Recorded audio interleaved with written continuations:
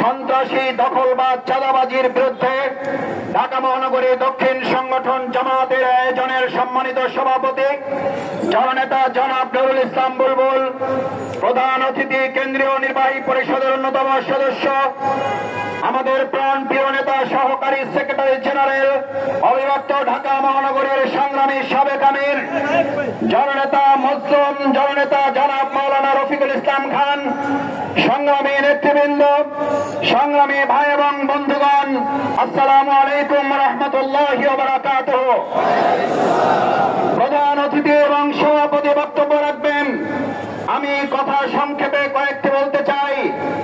আমার ভাই এবং বন্ধুগণ, দেশ আমরা নতুন করে আরেকবার দ্বিতীয় স্বাধীনতা অর্জন করেছি বলে দেশের মানুষ কিছুটা স্বস্তির সাথে যখন জীবন যাপন শুরু করেছে, তখন আমরা লক্ষ্য করেছি একটা দল নির্বাচন নির্বাচন নির্বাচন জিকির তুলে অন্তর্বর্তীকালীন সরকারকে ব্যর্থ এবং তাদেরকে অস্থিতিশীল করে যেনতন একটা নির্বাচনের পায়তারার অংশ হিসাবে এই অন্যায় অপকর্মগুলো শুরু করেছে। এটার জন্য মাস্টার ডিগ্রি, এটার জন্য উচ্চ শিক্ষিত হওয়ার প্রয়োজন নাই। আমাদের সাধারণ জনগণ কথা বলতে শুরু করেছে। এটার জন্য আজকে শুনলাম সাংবাদিক সম্মেলন করে তদন্তের কথা বলা হয়েছে। এদেশের মানুষ তদন্ত করার কথা বলে, কিন্তু তাদের কাছে একটা তদন্ত আছে। যারা যেন নির্বাচন করতে চায়, অস্থিতিশীল পরিবেশ তৈরি করার মধ্য দিয়ে তারা সেই ঠুনকো নির্বাচনের আয়োজনে সরকারকে বাধ্য করার অংশ হিসাবে এই সমস্ত ষড়যন্ত্র চালাচ্ছে। 9 তারিখে ঘটনা সংঘটিত হয়েছে। আজকে সাংবাদিক সম্মেলন কেন? আমরা সেই দলের কাছে জানতে চাই।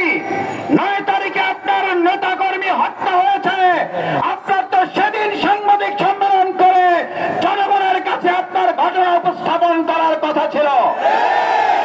আমরা মনে করি, জনগণ মনে করে আপনারা আপনাদের অপকর্ম চাপা চাপা দেওয়ার সব চেষ্টা ব্যর্থ হয়ে যাওয়ার কারণে জনগণের তোপের মুখে করে এখন আপনারা মানুষের সামনে এসেছে। আমার ভাইয়েরা, আরেকটা কথা বলে শেষ করতে চাই। পৃথিবীর ইতিহাসে সম্ভবত এটা বিরল ঘটনা। মানুষ আন্দোলন করে সরকারের বিরুদ্ধে, আর আমাদের দেশের মানুষ এখন একটা দল ক্ষমতায় আসতে পারে এই আতঙ্কে তাদের বিরুদ্ধে এখন এই পতনের আন্দোলন শুরু করে। এটা পৃথিবীর ইতিহাসে কোথাও পাওয়া যাবে না। আপনারা গিনিস বুকে আপনাদের নাম লিখে ফেলেছেন। আপনারা বড় দল, অনেক বড় জায়গায় পৌঁছে গিয়েছেন। আপনারা ক্ষমতায় যাবেন যাবেন না তার আগেই জনগণ আপনাদের পতনের জন্য রাস্তায় নেমে গতকাল রাতে গোটা দেশ বিক্ষোভে পরিণত করে। আমরা জুলাই আগস্টে যে স্লোগান শুনেছি, গত রাতে বিশ্ববিদ্যালয় স্কুল কলেজগুলোতে সেই স্লোগান শুনেছি। তার মানে আপনাদের প্রোগ্রাম থেকে এখন জয় বাংলার স্লোগান হয়। আপনাদের বিরুদ্ধে মুখ খুলে ছাত্র জনতা আবার আরেকটা 5ই আগস্টের জন্য প্রস্তুতি গ্রহণ করছে। সতর্ক হয়ে যান, দেশবাসীর কাছে ক্ষমা চান। অন্যায়, অত্যাচার, চাঁদাবাজি, সন্ত্রাস, খুন, ধর্ষণ বন্ধ করুন, না হলে 5ই আগস্টের মুখে আবার আরেকটা দেশ ত্যাগের